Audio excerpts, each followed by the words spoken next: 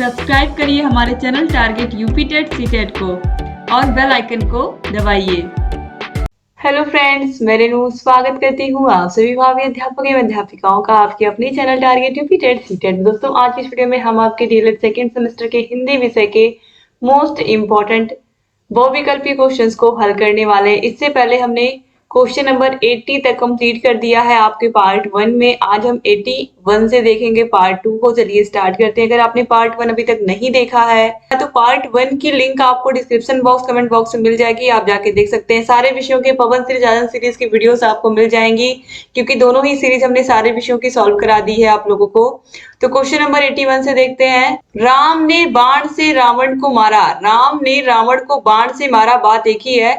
वाक्य में बाण से जो शब्द है इसमें कौन सा कारक है? जब हम किसी साधन का प्रयोग करते हैं किसी को मारने के लिए या किसी भी चीज का, केवल मारने की बात यहाँ पर नहीं होगी। जैसे कि रोहन कलम से लिखता है, तो इसके लिखने का साधन क्या है? कलम है। राम ने रावण को मारा, लेकिन जो साधन क्या है? बाण है। वैसे रोहन का लिखने का साधन क्या है? रोहन कलम से लिखता है, तो लिखने का साधन क्या है? कलम है। वैसे राम ने रावण को मारा, मारने का साधन क्या है? बाण है ना। तो इस तरीके से बाण क्या हो गया? करण कारक हो गया। तो ऑप्शन आ जो है यहाँ पर कलम करण कारक हो गया इस एग्जाम्पल में। तो इस तरीके से ऑप्शन आ जो है ये राइट आंसर हो जाएगा। क्वेश्चन नंबर 82 है। कौन सा युग्म असंगत है? मैंने उसे पढ़ाया है, पेड़ से फल गिरा, प्रतिज्ञा प्रेमचंद का उपन्यास है, या आजकल वह घर पर ही है। तो यहाँ पर दोस्तों देखिए राइट आंसर है प्रतिज्ञा प्रेमचंद का। मैंने उसे पढ़ाया, ये सही है। प्रतिज्ञा प्रेमचंद का उपन्यास है, ये भी सही है। आजकल वह घर पर ही है, ये भी सही है। लेकिन पेड़ से फल गिरा ये अपादान कारक है। क्या है? अपादान, जहां पर अलग होने का बोध होता है। और यहाँ पर देखिए करण कारक लिखा हुआ, जबकि करण कारक में क्या होता है? साधन का प्रयोग करते हैं हम। तो यहाँ पर ऑप्शन बा जो है ये क्या है? असंगत, यानी कि ये सही नहीं है। बाकी और सब सही है। क्वेश्चन नंबर 83 है। जिसकी लाठी उसकी भैंस में रेखांकित शब्द है। पुरुषवाचक सर्वनाम, निजवाचक सर्वनाम, संबंधवाचक सर्वनाम या निश्चयवाचक सर्वनाम। जिसकी लाठी उसकी भैंस, तो ये है संबंधवाचक सर्वनाम। ऑप्शन सा जो है ये सही हो जाएगा। क्वेश्चन नंबर 84 है। निश्चयवाचक सर्वनाम इनमें से कौन सा है? कोई, क्या, कहाँ या यह। तो ये जो यह है ये बिल्कुल सही है, ये निश्चयवाचक सर्वनाम है। क्वेश्चन नंबर 85 है। किस वाक्य में विशेषण संबंधी अशुद्धि नहीं है? वहां ज्वर की सर्वोत्कृष्ट चिकित्सा होती है, कहीं से खूब ठंडा बर्फ लाओ, उसमें एक गोपनीय रहस्य है, या आप जैसा सज्जन कौन होगा। दोस्तों राइट आंसर है ऑप्शन नंबर आ। वहां ज्वर की सर्वोत्कृष्ट चिकित्सा होती है, इसमें विशेषण संबंधी कोई अशुद्धि नहीं है, और ये बहुत ही सही सेंटेंस है। इसके बाद क्वेश्चन नंबर 86 है। वाह वाह फिर साइकिल चलाइए। वाक्य में वाह वाह शब्द कैसा है? तो वाह वाह क्या है? ये विस्मयादिबोधक अव्यय है, यानी कि यहाँ पर ऑप्शन आ जो है ये सही हो जाएगा। क्वेश्चन नंबर 87 पे आते हैं। परिश्रमी शब्द में कौन सा विशेषण का बोध होता है? गुणवाचक विशेषण, संख्यावाचक विशेषण, परिमाणवाचक विशेषण या सार्वनामिक विशेषण। तो जो परिश्रमी शब्द है, परिश्रमी वर्ड है, ये क्या है? ये गुणवाचक विशेषण है। किसी व्यक्ति का गुण होता है ना कि वो परिश्रमी है, मेहनती है। तो ऑप्शन आ जो है ये सही हो जाएगा। क्वेश्चन नंबर 88 पे आते हैं। वह गलत होने से डैश डरती है। वाक्य में उचित क्रिया विशेषण शब्द क्या है? तो वह गलत होने से बहुत डरती है। हर व्यक्ति डरता है कि वह जीवन में कभी कुछ गलत ना करे। तो ऑप्शन आ जो है ये सही हो जाएगा। क्वेश्चन नंबर 89 है। यह मेरा डैश है कि आज वर्षा होगी। यह मेरा अनुमान है कि आज वर्षा होगी। ऑप्शन द यहाँ पर क्या रहेगा? अनुमान। यह मेरा अनुमान है कि आज वर्षा होगी, वर्षा अवश्य होगी। क्वेश्चन नंबर 90 है। सभी श्रोता यथास्थान बैठे थे। व्याकरण की दृष्टि से इस वाक्य में रेखांकित शब्द यथास्थान क्या है? सभी श्रोता यथास्थान मतलब सभी श्रोता जहां जिसकी जगह थी वो वहीं बैठा था। तो इसमें जो यथास्थान है ये अव्यय शब्द है, यानी कि इस सेंटेंस में यथास्थान शब्द कभी नहीं बदलेगा। सब कुछ बदल जाएगा, लेकिन यथास्थान जो है इस सेंटेंस में ये कभी नहीं चेंज होगा। और जो शब्द किसी सेंटेंस में कभी नहीं चेंज होता है वो क्या होता है? अव्यय होता है। क्वेश्चन नंबर 91 है। जटिल विशेषण के लिए निम्नलिखित में से उपयुक्त संज्ञा होगी। दृष्टि, प्रश्न, समस्या या फिर स्थिति। तो जो जटिल विशेषण है इसके लिए जो शब्द होगा वो होगा समस्या, जटिल समस्या, किसी समस्या को, कोई समस्या अगर बहुत बड़ी है तो हम उसको कहते हैं कि ये जटिल समस्या है। क्वेश्चन नंबर 92 है, रिक्त स्थान की पूर्ति के लिए उपयुक्त कारक चिन्ह का चयन कीजिए। प्रत्येक प्रश्न डैश 4 संभावित उत्तर दिए गए, तो प्रत्येक प्रश्न के 4 संभावित उत्तर दिए गए हैं। दोस्तों राइट आंसर ऑप्शन नंबर के, तो प्रत्येक प्रश्न के 4 संभावित उत्तर दिए गए हैं। क्वेश्चन नंबर 93 है, हीरा जयपुर से दिल्ली जा रहा है, इस वाक्य में कारक क्या है? हीरा जयपुर से दिल्ली जा रहा है, तो जयपुर से दिल्ली यानी कि अलग हो रहा है ना, जयपुर से अलग होके दिल्ली जा रहा है। तो यहाँ पर जहां भी अलग होने का बोध होता है वहां पे क्या होता है? अपादान कारक, से कि छत से बिल्ली कूदी, तो छत से बिल्ली क्या हो रही? अलग हो रही है ना। क्वेश्चन नंबर 94 पे आते हैं, मानव शब्द के लिए उपयुक्त भाववाचक संज्ञा शब्द का चयन कीजिए। तो मानव शब्द का जो भाववाचक संज्ञा होगा वो मानवता होगा। ऑप्शन ब जो है ये सही हो जाएगा। जो भाववाचक संज्ञा होती है इसको हम केवल महसूस कर सकते हैं, ठीक है, इसको हम देख नहीं सकते, इसको हम केवल महसूस कर सकते हैं। क्वेश्चन नंबर 95 है, किस वाक्य में कर्मवाच्य का प्रयोग हुआ है? मुझसे पढ़ा नहीं जाता, राम पत्र लिखता है, राम द्वारा पत्र पढ़ा जाता है, या उक्त में से कोई नहीं। तो किस वाक्य में कर्मवाच्य का प्रयोग हुआ है दोस्तों? तो यहाँ पर राइट आंसर होगा राम द्वारा पत्र पढ़ा जाता है, इसमें कर्मवाच्य का प्रयोग हुआ है। पत्र किसके द्वारा पढ़ा जाता है? तो राम के द्वारा क्या पढ़ा जाता है? पत्र पढ़ा जाता है, ठीक है, पत्र पढ़ने का काम किया जाता है। क्वेश्चन नंबर 96 है, लिखा नहीं जाता, पढ़ा नहीं जाता, खाया नहीं जाता, लेटा नहीं जाता, ऐसे वाक्यों में भाववाच्य होता है। तो यहाँ पर यही पूछा है कि लिखा नहीं जाता है वाक्य में कौन सा वाच्य है? तो भाववाच्य, ऑप्शन सा जो है सही हो जाएगा। मुझसे चला नहीं जाता, मुझसे लिखा नहीं जाता, मुझसे खाया नहीं जाता, इन सब वाक्यों में क्या होता है? भाववाच्य होता है। क्वेश्चन नंबर 97 पे आते हैं, इनमें से किस वाक्य में संदेहार्थक क्रिया का रूप प्रयुक्त होता है?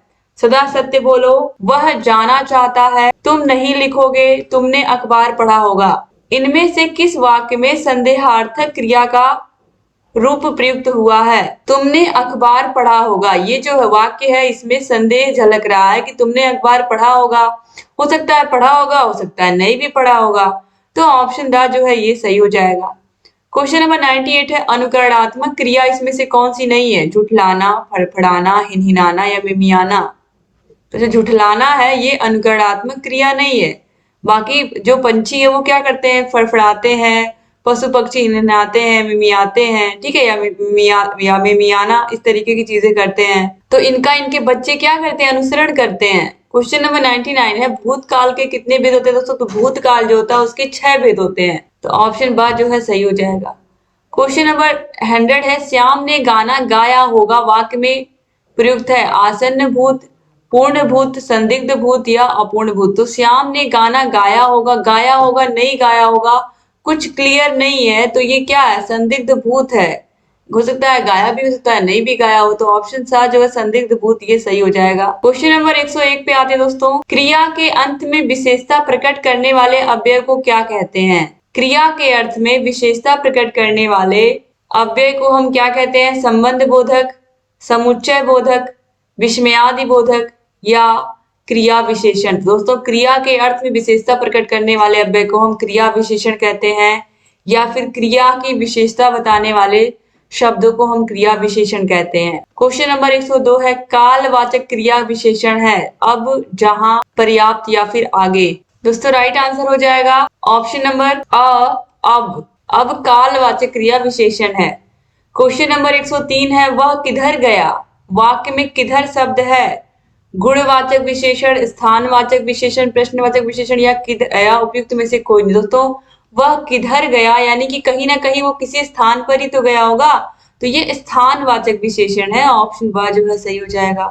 क्वेश्चन नंबर 104 है, कौन सा विशेषण क्रिया विशेषण है? सूर्योदय, निगत, धीरे धीरे या फिर नीला। तो वह धीरे धीरे खाता है, धीरे धीरे चलता है, धीरे धीरे दौड़ता है, तो ये धीरे धीरे शब्द है, यह क्रिया विशेषण है, ये किसी क्रिया के आगे ही लगेगा। तो ऑप्शन सा जो है ये सही हो जाएगा। क्वेश्चन नंबर 105 है, परिमाणवाचक क्रिया विशेषण अव्यय इसमें से कौन सा है? दिन भर, सर्वत्र, निसंदेह या अत्यंत। तो ऑप्शन द जो है अत्यंत, यह परिमाणवाचक क्रिया विशेषण है। क्वेश्चन नंबर 106 है, अपूर्ण भूत का उदाहरण इसमें से कौन सा है? आपका पुत्र मिल गया था, बालक सो रहा था, वर्षा हुई होगी या वर्षा हुई थी। तो अपूर्ण भूत का मतलब क्या होता है? कॉन्टिन्यूअस टेंस में जो पास्ट कंटिन्यूअस टेंस होता है उसमें जो काम होता है वो कंप्लीट नहीं हुआ होता है। जैसे कि बालक सो रहा था, मैं लखनऊ जा रहा था, वह खाना खा रही थी। तो इसको हम क्या कहते हैं, कंटिन्यूअस टेंस को अपूर्ण भूत कहते हैं, क्योंकि वो कंप्लीट नहीं हुआ होता है, कंटिन्यू चल रहा होता है। तो ऑप्शन ब जो है बालक सो रहा था, ये अपूर्ण भूत में आ जाएगा। ठीक है। क्वेश्चन नंबर 107 पे आते हैं। वाचन द्वारा अधिगम किस प्रकार प्राप्त किया जा सकता है? सुनकर, स्वयं बोलकर, पढ़कर या फिर उपयुक्त सभी के द्वारा। तो दोस्तों राइट आंसर है ऑप्शन नंबर द, उपयुक्त सभी के द्वारा। क्वेश्चन नंबर 108 है। वाचन की आवश्यकता होती है महापुरुषों की जानकारी तथा उसका उनके विचारों को पढ़कर। वाचन की आवश्यकता होती है महापुरुषों की जानकारी तथा उनके विचारों को पढ़कर। अवकाश के क्षणों का सदुपयोग करने हेतु रचनाओं को पढ़कर, रचनाओं को पढ़कर व अन्य लोगों को सुनाकर या फिर उपयुक्त सभी। तो यहाँ पर भी ऑप्शन द जो है ये राइट आंसर हो जाएगा। क्वेश्चन नंबर 109 है। वाचन का क्या महत्व? वाचन एकांकी भी हो सकता है, मतलब हम अकेले भी बैठ के पढ़ सकते हैं, और सामूहिक भी पढ़ सकते हैं, यानी कि सभी लोग, कई लोग मिलकर के, और अशिक्षित व्यक्तियों को वाचन द्वारा हम शिक्षित भी कर सकते हैं। तो ऑप्शन द जो है उपयुक्त सभी, ये राइट आंसर हो जाएगा। क्वेश्चन नंबर 110 पे आते हैं। अनुकरण वाचन का उद्देश्य नहीं है। तो पहले हम उद्देश्य देखेंगे क्या होगा। तो शुद्ध वाचन का अभ्यास कराना बिल्कुल सही है। लिख कर समझाना, विराम चिन्हों आदि का ज्ञान कराना, वाचन कृतियों को समझना और समझाना। तो दोस्तों यहाँ पर जो ऑप्शन ब लिखा है, लिख कर समझाना, यह वाचन के अनुकरण वाचन में नहीं है, क्योंकि वाचन में क्या आता है, केवल पढ़ना आता है, लिखना नहीं आता है। क्वेश्चन नंबर 111 है। अशुद्ध उच्चारण का कारण है जीभ में कमी, तोतलापन, हकलाहट या आत्मविश्वास की कमी। तो अशुद्ध उच्चारण जो है, इसके कारण में दोस्तों जीभ की कमी भी हो सकती है, जीभ में कोई प्रॉब्लम हो, तोतलापन भी हो सकता है और हकलाना भी हो सकता है। इसलिए दोस्तों ये सारे ऑप्शन यहाँ पर क्या होंगे, ऑप्शन अ ब स तीनों ही सही होंगे। लेकिन आपकी बुक में केवल तोतलापन माना गया है, जबकि अशुद्ध उच्चारण बच्चा बहुत से रीजन हो सकते हैं उसके कि वो अशुद्ध रूप से उच्चारण कर सकता है। इसमें आत्मविश्वास की कमी ये तो नहीं आएगा। बाकी तोतलापन, जीभ में कमी, हकलाहट, ये सभी चीजें क्या होती हैं, अशुद्ध उच्चारण का कारण होती हैं। बच्चा इन्हीं वजहों से सही से नहीं बोल पाता है। क्वेश्चन नंबर 112 पे आते हैं। व्यक्तिगत अनौपचारिक पत्र के समापन में किस शब्द का प्रयोग करते हैं हम? अपने व्यक्तिगत का मतलब अपने सगे संबंधियों को अगर हम पत्र लिखते हैं, अपने आसपास अपने प्रिय मित्रों को या फिर अपने घर में किसी को, तो हम जब हम खत्म करते हैं पत्र को लिखकर तो हम क्या लिखते हैं? भवदीय, निवेदक, आपका आज्ञाकारी या स्नेहाकांक्षी या फिर विनीत। तो हम लिखते हैं आपका आज्ञाकारी या स्नेहाकांक्षी। ऑप्शन नंबर सा जो है ये सही हो जाएगा। क्वेश्चन नंबर 113 में आते हैं।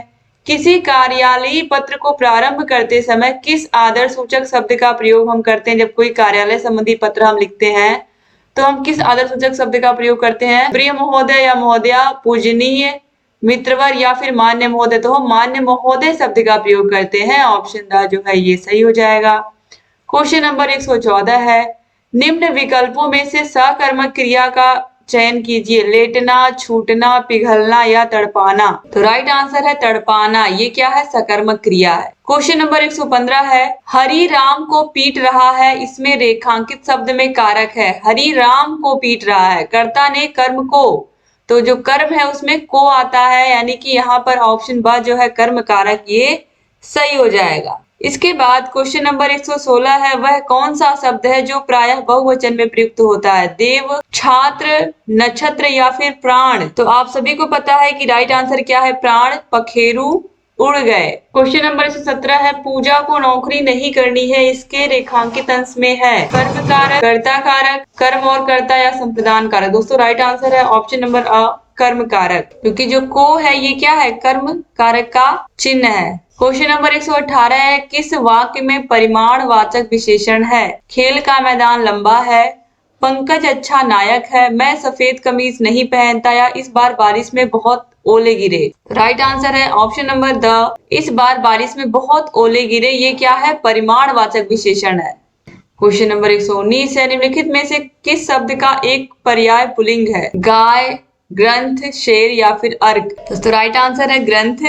क्वेश्चन नंबर 120 है। मगरमच्छ का स्त्रीलिंग क्या होगा? दोस्तों तो मगरमच्छ जो है इसका जो स्त्रीलिंग होगा वो मादा मगरमच्छ होगा। तो ऑप्शन सा जो है ये सही हो जाएगा। और यहाँ पर मगरमच्छी लिखा, मगरमच्छवी लिखा, मगरमच्छानी लिखा, ये सब गलत है। क्वेश्चन नंबर 121 है, वर्षा शब्द का उचित बहुवचन क्या होगा?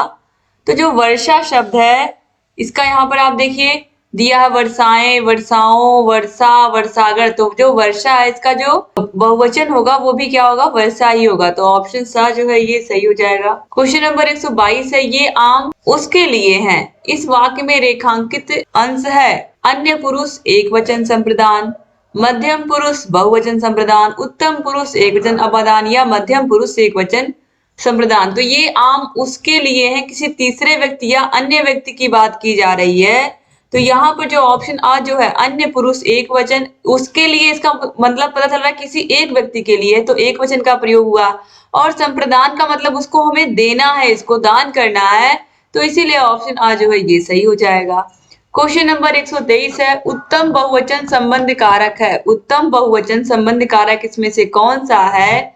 तुम्हारा, उसका, मेरा या हमारा? तो राइट आंसर होगा ऑप्शन नंबर द, हमारा। क्वेश्चन नंबर 124 है, द ध्वनि है तालु, दंत, ओष्ठ या फिर कंठ? तो जो त ध्वनि है यह है दंत। ऑप्शन ब जो है ये सही हो जाएगा। इसके बाद हम आगे बढ़ेंगे। क्वेश्चन नंबर 125 है, बेखौफ शब्द में बे उपसर्ग जुड़ा है, किस भाषा का है? उर्दू का, फारसी का, हिंदी का या अंग्रेजी का? तो ये फारसी का। ऑप्शन बा जो है ये सही हो जाएगा। क्वेश्चन नंबर 126 है, सत्य बोलने वाला वाक्यांश का एक शब्द होता है, सदाचारी, सर्वव्यापी, सत्यवादी या सर्वज्ञ? तो जो सत्य बोलने वाला होता है उसको कहते हैं सत्यवादी। सत्यवादी हरिश्चंद्र जी को हम लोग कहते हैं ना।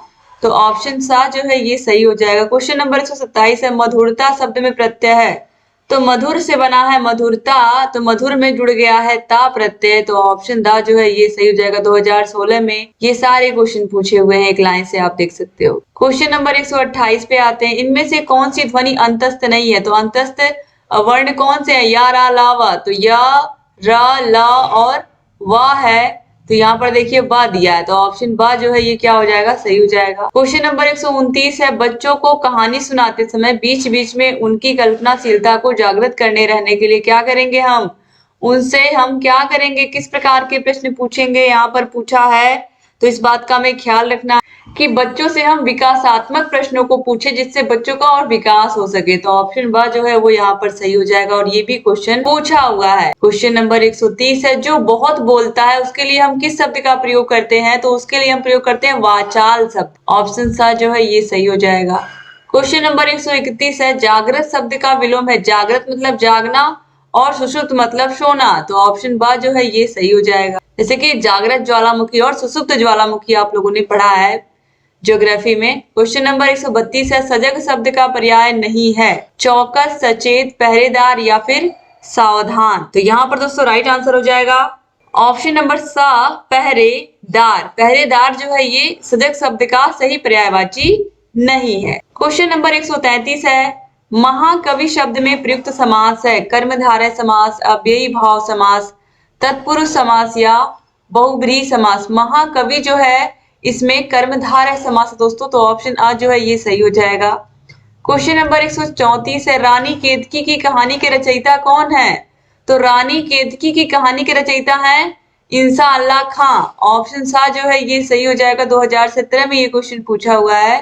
क्वेश्चन नंबर 135 है, कवि शब्द का स्त्रीलिंग है, कवित्री, कवित्री, कवियत्री या फिर कवियत्री? दोस्तों मैंने आप लोगों को बार बार बताया कि मोस्ट इंपॉर्टेंट क्वेश्चन है ये, अक्सर एग्जाम में पूछा गया, आप लोग के एग्जाम में देखिए 2 बार पूछा गया। तो कब इत्री होता है, क्या होता है? कब इत्री होता है। और बहुत सारे बच्चे इस ये वाला लगा के आ जाते हैं कवित्री, ये पूरी तरीके से गलत है। क, व, या पर छोटी ई की मात्रा और त्र पर बड़ी ई की मात्रा। तो कवयित्री होता है, कवयित्री होता है कवि का स्त्रीलिंग, कवयित्री। क्वेश्चन नंबर 136 है, व्याकरण में वचन का अर्थ क्या होता है? प्रतिज्ञा, बोली, भाषा या संख्या? तो वचन का मतलब एक वचन और बहुवचन 2 ही होते हैं हिंदी में। तो इसका मतलब होता है कोई भी व्यक्ति संख्या में कितनी है, 1 है, 2 है, 4 है, कितनी है? तो ये देखिए 2017-19 में ये भी पूछा हुआ क्वेश्चन है। क्वेश्चन नंबर 137 है, अच्छाई, मानवता, बचपन किस संज्ञा के एग्जाम्पल है? तो ये सब है भाववाचक संज्ञा के एग्जाम्पल। क्वेश्चन नंबर 138 है, कौन सा परिमाण बोधक विशेषण है? कैसा, लाल, त्रिकोणा या थोड़ा?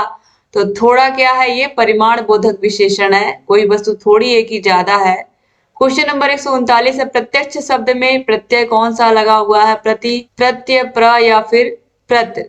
दोस्तों ये क्वेश्चन ही गलत है, ये जो प्रत्यक्ष शब्द है इसमें उपसर्ग लगा हुआ है, उपसर्ग लगा हुआ है, प्रति उपसर्ग लगा हुआ है, लेकिन यहाँ पे पूछा क्या है, प्रत्यय। दोस्तों यहाँ पर देखिए, अब प्रत्यय नहीं बल्कि उपसर्ग होगा। ऑलरेडी मैं आपको बता चुकी कि प्रत्यक्ष में कौन सा उपसर्ग है, तो प्रत्यक्ष में उपसर्ग है प्रति उपसर्ग। ऑप्शन आ जो है ये सही हो जाएगा। इसके बाद हम आगे बढ़ेंगे। क्वेश्चन नंबर 140 है, पूर्ण विराम का प्रयोग किया जाता है। जो पूर्ण विराम है, जब वाक्य खत्म हो जाता है तब हम इसका प्रयोग करते हैं, तो वाक्य के अंत में प्रयोग करते हैं। ऑप्शन सा जो है ये सही हो जाएगा। क्वेश्चन नंबर 141 है, निम्नलिखित में से स्त्रीलिंग शब्द कौन सा है, मित्र, सूचना, उपहार या अध्याय। तो दोस्तों यहाँ पर देखिए स्त्रीलिंग शब्द पूछा है, मित्र, सूचना, उपहार या अध्याय। तो जो सूचना शब्द है ये स्त्रीलिंग होता है, जैसे कि हमें ये सूचना मिली और हमें क्या करना है, इसको टीवी पर प्रसारित करना है, तो ये सूचना मिली कहते हैं, सूचना मिला नहीं कहते हैं कभी भी। तो जो स्त्रीलिंग शब्द है वो क्या है, सूचना है। इसके बाद क्वेश्चन नंबर 142 पे आते हैं, चौराहा शब्द में कौन सा समास है। तो चौराहा यानी कि चार राहों का समूह, और इसमें संख्यावाचक यानी कि चार शब्द आ रहा है, ये क्या है, संख्यावाची शब्द है, तो ये द्विगु समास होगा। क्या होगा, द्विगु समास। क्वेश्चन नंबर 143 है, कोई खड़ा है, इस वाक्य में कोई किस प्रकार का सर्वनाम है। तो ये किसी व्यक्ति की तरफ बता रहा ना, कोई खड़ा है, कौन खड़ा है ये नहीं पता, लेकिन कोई खड़ा है। तो यहाँ पर ऑप्शन द जो है अनिश्चयवाचक सर्वनाम, ये सही हो जाएगा। क्वेश्चन नंबर 144 है, कहानी एक गमला है जिसमें एक ही पौधे का माधुर्य अपने समुन्नत रूप में दृष्टिगोचर होता है। यह किसका कथन है, जयशंकर प्रसाद का, प्रेमचंद जी का, रामचंद्र शुक्ल का या हजारी प्रसाद द्विवेदी का। ये किसने कहा है, तो दोस्तों ये कहा है प्रेमचंद जी ने। ऑप्शन ब जो है ये सही हो जाएगा। क्वेश्चन नंबर 145 है, बच्चों की शिक्षा ग्रहण करने के मार्ग में बाधक होने वाले भाव हैं संकोच, झिझक, शर्मिला होना या उपरोक्त सभी। तो ये राइट आंसर है ऑप्शन नंबर 10 सभी। क्वेश्चन नंबर 146 है, शिक्षक बच्चों से नजदीकी प्राप्त कर सकते हैं परिवेशीय विषयों पर, सामाजिक घटनाओं पर, उनके अनुभव पर या उपयुक्त सभी पर बातचीत करके। तो यहाँ पर राइट आंसर है ऑप्शन नंबर द, उपयुक्त सभी पर बातचीत करके बच्चों से और माधुर्य संबंध स्थापित कर सकते हैं। क्वेश्चन नंबर 147 है, बालक के सुनने, बोलने, समझने तथा अभिव्यक्ति की दक्षता का विकास अधिक प्रभावी होगा यदि उसमें बातचीत होगी, क्रियाकलाप, परिवेश, परिवार इत्यादि पर बातचीत होगी या उपरोक्त सभी पर। तो दोस्तों यहाँ पर राइट आंसर हो जाएगा ऑप्शन नंबर द, उपयुक्त सभी पर। क्वेश्चन नंबर 148 है, उच्चारण में सशक्त क्षमता होती है अभिव्यक्ति की, सुनने की, लिखने की या सभी की। तो उच्चारण में सशक्त क्षमता होती है अभिव्यक्ति की। ऑप्शन आ जो है सही जगह, जब हम उच्चारण करते हैं सही से तो उससे क्या होता है, अपने भावों को, अपने विचारों को दूसरों के समक्ष हम बहुत अच्छे से रख पाते हैं, एक्सप्रेस कर पाते हैं। क्वेश्चन नंबर 149 है, दैनिक जीवन में महत्वपूर्ण स्थान है किसका, पद्य का, गद्य का, निबंध का या सभी का। तो यहाँ पर राइट आंसर दोस्तों ऑप्शन नंबर व गद्य का, क्योंकि हर चीज हम कविता में और दोहे में तो नहीं बता सकते ना। क्वेश्चन नंबर 150 है, उच्चारण शिक्षण का उपयुक्त अवसर है प्राथमिक स्तर पर, माध्यमिक स्तर पर, स्नातक स्तर पर या तीनों स्तर पर। तो ऑप्शन नंबर आ जो है, उच्चारण जो है ये प्राथमिक स्तर पर बच्चों का जब सही होगा तो माध्यमिक स्तर और स्नातक स्तर पर तो अपने आप ही जाकर के सही हो जाएगा। क्वेश्चन नंबर 151 है, कक्षा 1 से 3 में सहारा लिया जाता है अभिनय प्रणाली का, गीत प्रणाली का, अर्थबोध प्रणाली का या व्याख्या प्रणाली का। तो कक्षा 1 से 3 में हम क्या करते हैं, बच्चों को मेनली चीजें गीत प्रणाली के माध्यम से, उनको गतिविधि के माध्यम से, गीत के माध्यम से, कविता के माध्यम से पढ़ाने का प्रयास करते हैं। क्वेश्चन नंबर 152 पे आते हैं, कविता शिक्षण के लिए दोषपूर्ण प्रणाली है गीत प्रणाली, शिक्षण प्रणाली, अभिनय प्रणाली या फिर व्यास प्रणाली। ऑप्शन नंबर बा जो है शिक्षण प्रणाली, ये राइट आंसर हो जाएगा, क्योंकि बच्चों को हमें गीत के माध्यम से, अभिनय के माध्यम से, उनको तरह तरह की एक्टिविटीज के माध्यम से पढ़ाना होता है। इसके बाद क्वेश्चन नंबर 153 है, निम्नलिखित में से कौन सा व्यंजन ऊष्म है। तो तीनों श और ह क्या होते हैं, ऊष्म व्यंजन होते हैं। तो ऑप्शन द जो उपरोक्त सभी ये राइट आंसर हो जाएगा। इस तरीके से हमने सारे के सारे क्वेश्चंस को 2 पार्ट में कंप्लीट कर लिया दोस्तों। आपके सारे के सारे विषयों के राजन सीरीज और पवन सीरीज की वीडियोस कंप्लीट करा दिए हैं हमने। सारे क्वेश्चंस करा दिए हैं। हर विषय की लिंक आपको मिल जाएगी डिस्क्रिप्शन बॉक्स, कमेंट बॉक्स में।